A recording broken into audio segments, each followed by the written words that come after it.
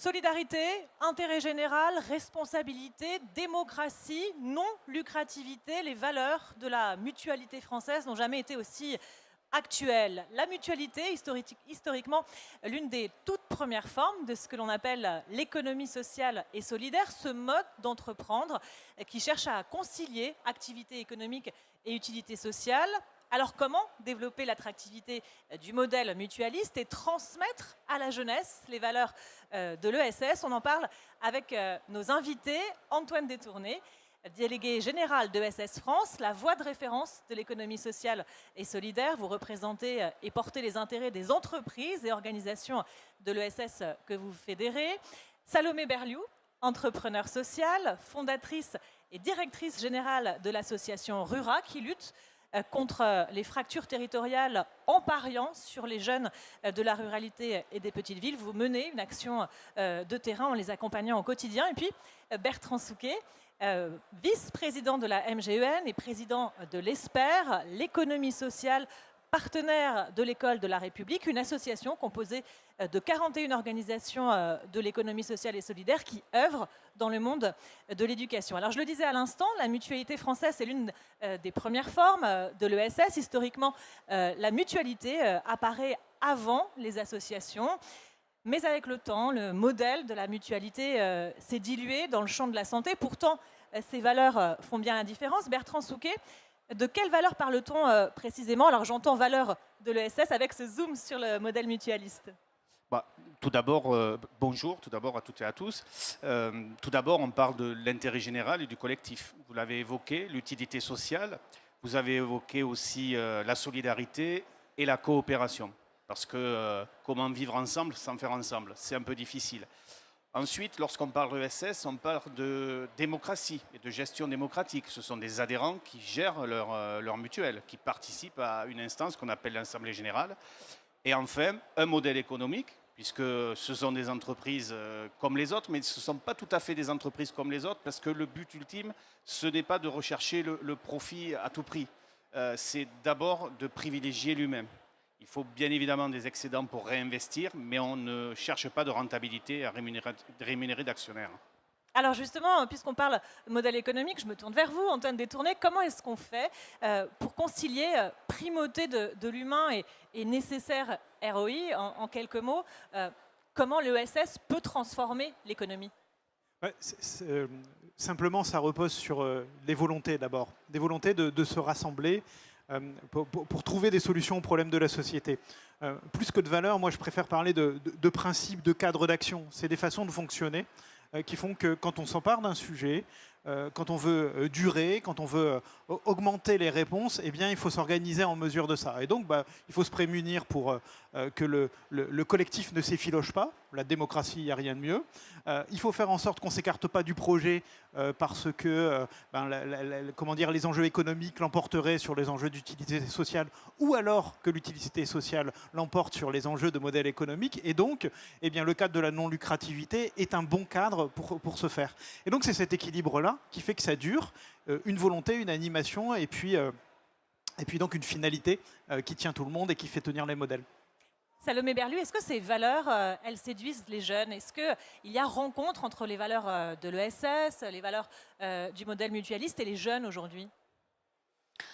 Alors oui, contrairement à une espèce de lieu commun selon lequel les jeunes ne seraient plus engagés, les jeunes seraient individualistes, autocentrés, nombrilistes, j'en passe et des meilleurs, on voit bien que c'est pas si simple que ça, même si il faut quand même dire que les jeunes se tournent moins vers l'action politique d'une part et vers les partis et puis même vers le bénévolat, même s'il y a des chiffres plus récents qui viennent nuancer ça, mais de fait, il y a quand même ces réalités.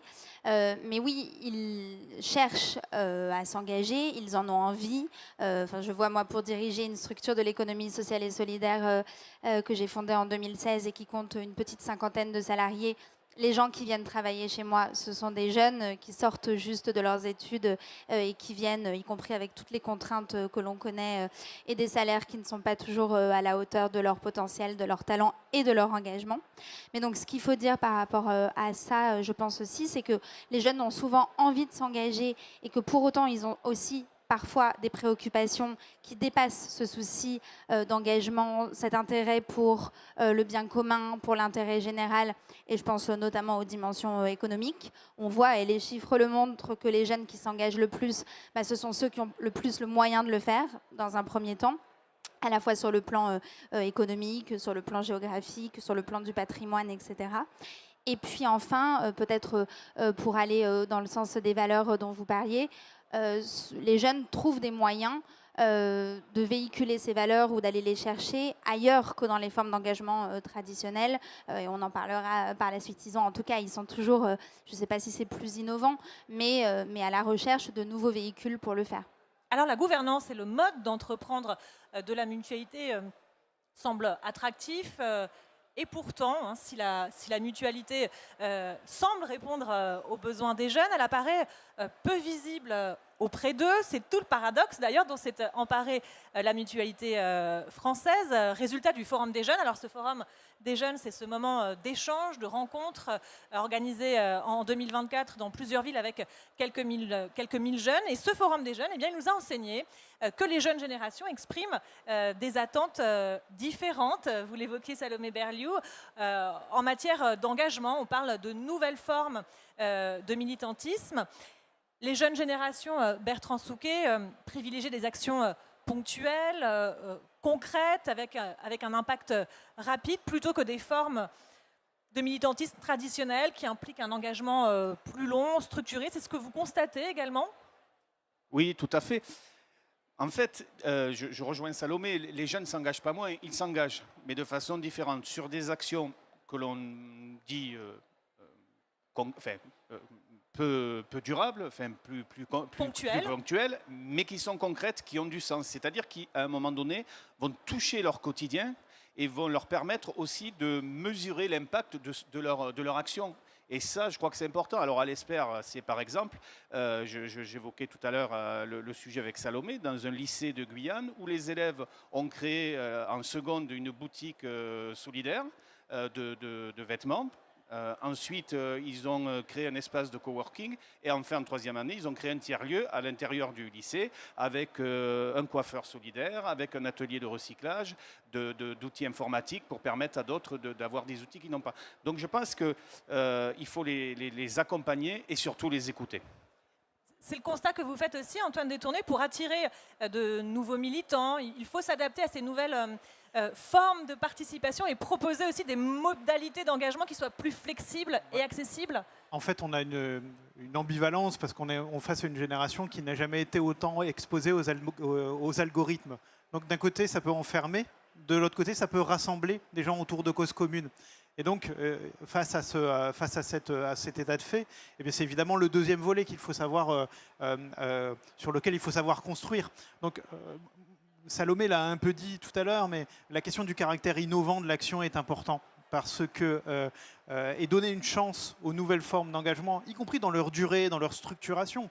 Vous avez aujourd'hui un formidable dynamisme, vous avez une innovation sociale dans ce pays qui est formidable, qui n'est pas assez reconnue par ailleurs, parce que parfois portée par des jeunes auxquels on a un peu du mal à faire confiance et parce qu'on n'a pas les cadres de compréhension, mais qui est quand même un formidable encouragement et qui prouve que, certes, les formes d'engagement peuvent commencer au niveau, j'allais dire, en dehors des cadres légaux, des associations, des institutions du monde mutualiste, mais peuvent se poursuivre souvent en appui sur ces modèles-là et en coalition. Je pense que c'est ça aussi qui est important.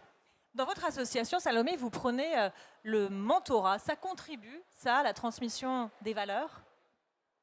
Oui, bien sûr, c'est un outil, le mentorat, à la fois pour les jeunes qui sont mentorés, pour les mentors eux-mêmes, pour la société dans son ensemble, un outil qui est centré sur la mobilité sociale, la mobilité géographique, la responsabilité aussi, la solidarité évidemment entre les générations, entre les territoires, entre les catégories socio-professionnelles. Donc c'est extrêmement vertueux et ce qu'on voit bien, on a accompagné presque 15 000 jeunes individuellement dans la ruralité et les petites communes depuis 2016, collégiens, lycéens, étudiants et des jeunes vers leur insertion professionnelle. Donc qui dit 15 000 jeunes dit 15 000 mentors. C'est pas tout à fait vrai parce que certains se réengagent par la suite. Mais en tout cas, on a quand même pas mal de recul sur le dispositif et on voit bien que, évidemment, si c'est profitable pour les jeunes eux-mêmes, ça l'est aussi pour les mentors. C'est valorisant, c'est responsabilisant, ça donne du recul sur soi-même, sur son parcours. Et c'est aussi une manière de s'engager et d'être solidaire des générations les plus jeunes qui, par ailleurs, n'est pas ultra chronophage, n'est pas ultra complexe. C'est vraiment à portée de main pour tous. Est-ce que vous diriez, Antoine Détourné, qu'il faut également éduquer sur le sujet de notre système de protection sociale? Est-ce qu'il n'y a pas aujourd'hui, on le constate, de culture de la mutuelle? Or, pour défendre notre système de protection sociale, il faut déjà le comprendre. Alors, déjà s'engager, c'est s'éduquer, première chose, parce que c'est dans la rencontre de l'autre et dans le mentorat, et dans ce que disait Salomé aussi, encore une fois, il y a la relation réciprocitaire. On apprend du mentor et on apprend aussi du mentoré. Donc ça, c'est la première chose. La deuxième chose, c'est que pour qu'il y ait une protection sociale, il faut qu'il y ait une conscience du rôle de la société et que nous sommes plus qu'une collection d'individus. Et donc, à partir de là, les cadres d'engagement sur la protection sociale, ils peuvent prendre, une réponse à des nouveaux besoins sociaux, sur la santé mentale, par exemple. Il y a beaucoup de jeunes qui sont très conscients de ce qui se passe, sur les droits des femmes, sur la lutte contre le harcèlement, pour ne donner que quelques exemples qui sont très parlants. Mais au-delà de ça, les jeunes générations n'ont pas besoin qu'on leur donne de leçons pour qu'ils apprennent à se protéger, en fait. Ils le font par eux-mêmes ou par elles-mêmes. Et je pense qu'en faisant ça, ils sont en train de construire le mutualisme de demain sans le savoir. Et pourtant, vous, de votre côté, Bernard Souquet, vous êtes sensible à cette question de l'éducation à la protection sociale et vous revendiquez des actions très concrètes. Oui, complètement. Et je pense que il faut le discours et les actes. Et dans les actes, il me semble que le mouvement mutualiste et de l'ESS a tout ce qu'il faut pour accompagner les lycéens, les collégiens. Et il faut aller là où ils sont, dans les collèges, dans les lycées, dans les écoles primaires. Mais si on prend l'éducation nationale, si on prend les collèges et les lycées, en termes d'orientation et d'insertion, on a le parcours à venir. Depuis le collège, on peut aider les élèves à construire leur parcours en faisant appel à des acteurs de l'économie sociale et solidaire, en pratiquant du mentorat, en accueillant les élèves en stage. Et ça, je pense qu'il faut le faire. La deuxième chose, c'est le parcours citoyen, qui existe. Et comment on aide les élèves à devenir des citoyens, à exercer une responsabilité, à décider ensemble.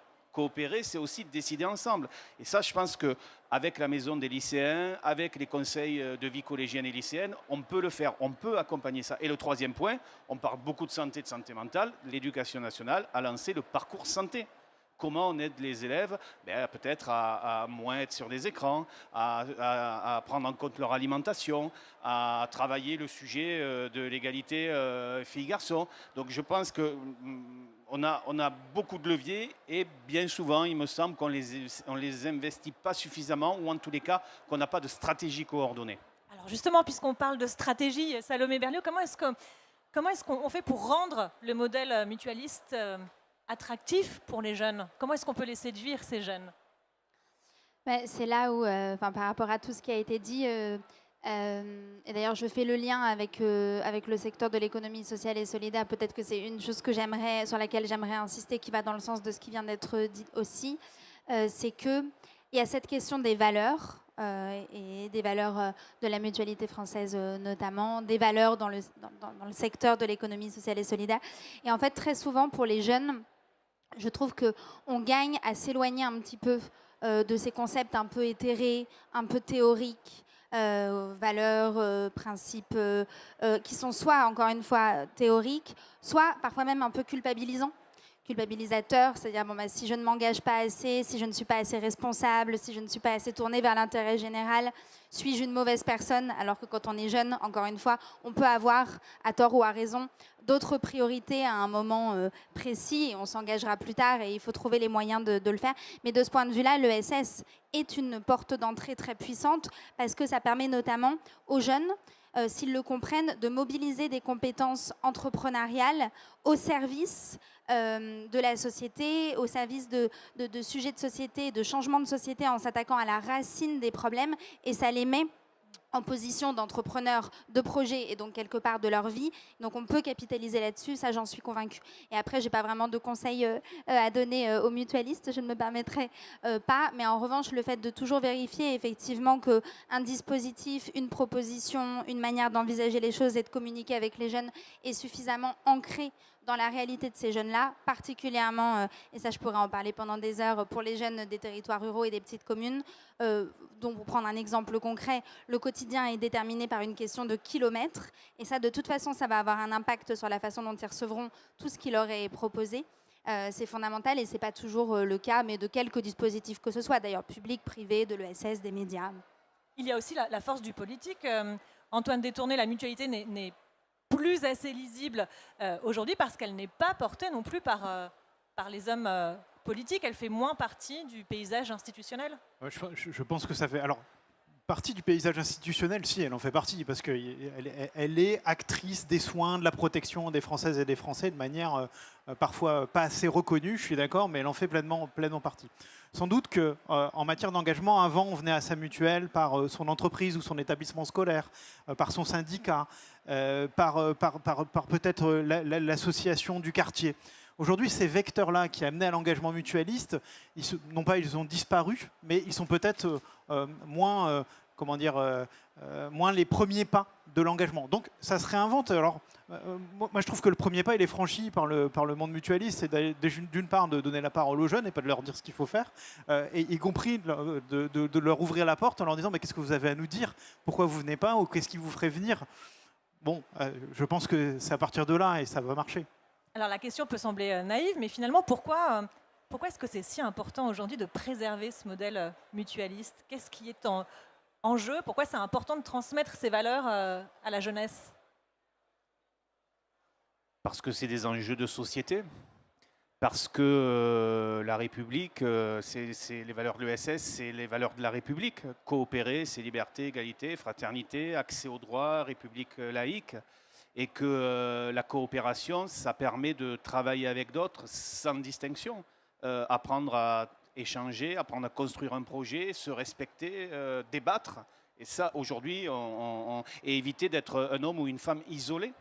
Et c'est Ferdinand Buisson qui disait ça, le premier devoir de la République, c'est de former des républicains, et donc des citoyens.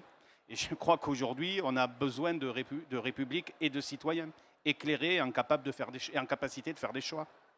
Préserver ces valeurs de l'ESS et du modèle mutualiste, c'est un vrai projet de société. Rappelons quand même d'un mot la raison d'être de la mutualité française dans ce slogan, se protéger mutuellement aujourd'hui pour ensemble construire les solidarités de demain, défendre notre système de protection sociale, c'est défendre le principe de solidarité, vous venez de le rappeler, l'accès de tous à la santé, la notion de l'intergénérationnel, c'est aux jeunes aussi, notamment, de s'en emparer, Salomé?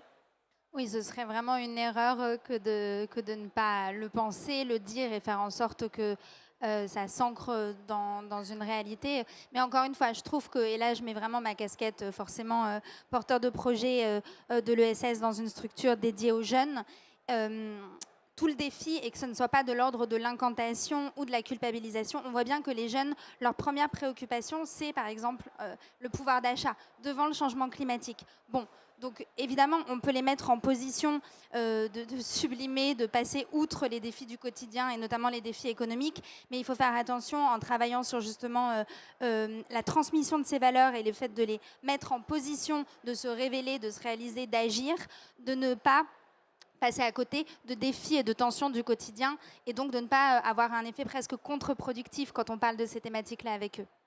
Est-ce qu'il est aussi question tout simplement, Antoine Détourné, de la survie du système de protection sociale? Passer le relais à la jeunesse, c'est renouveler la vie militante? C'est sûr que s'il n'y a pas des citoyens qui défendent et qui portent ces sujets, tout à l'heure vous me posiez la question des partis politiques, en vérité c'est la demande des citoyens qui est en jeu. Alors aujourd'hui malgré tout on est dans des sociétés où les questions de protection sociale ont tendance à être reléguées un peu en arrière-plan de l'agenda politique. C'est dommageable. Je suis à peu près sûr qu'il y aura un backlash un jour dans l'autre sens parce que pendant ce temps-là des sujets ne sont pas traités et des citoyens s'en emparent, donc ça finira par arriver. Mais moi je voulais donner quand même une note positive aussi, c'est qu'on n'a jamais autant progressé sur la reconnaissance de l'économie sociale et solidaire au niveau international, en fait. On n'en a jamais parlé autant, on n'a jamais eu autant de reconnaissance institutionnelle, notamment ministérielle. Donc, il est vrai qu'on a un moment où peut-être il y a un renouvellement générationnel, peut-être qu'il y a besoin de nouvelles approches, peut-être qu'on parle moins de nos sujets, mais quand on regarde sur un petit peu plus long terme, alors je suis d'accord aussi avec Salomé, il y a beaucoup de petits matins avant les grands soirs, on va dire ça comme ça, mais si on veut se rassurer, s'encourager, je pense que ces tendances de long terme, elles sont bien présentes, et notamment au niveau international. Un tout dernier mot avec vous, Bertrand Souquet. Je vous imagine enthousiaste sur cette transmission des valeurs à la jeunesse. Oui, complètement, parce que on agit sur du temps long, et puis nous sommes des passeurs, nous sommes là que de passage, et on peut être aussi enthousiaste parce que les jeunes s'engagent, et il faut juste leur faire confiance, simplement ne pas leur expliquer ce qu'ils ont à faire, les écouter et leur donner la possibilité de se rendre responsables et de se rendre acteurs de projet. Et aujourd'hui, on voit que la jeunesse est là et que partout dans le monde économique, social, politique, elle prend des relèves. Et notamment à la tête de collectivités, on voit que les choses bougent et avancent, et ça, c'est rassurant.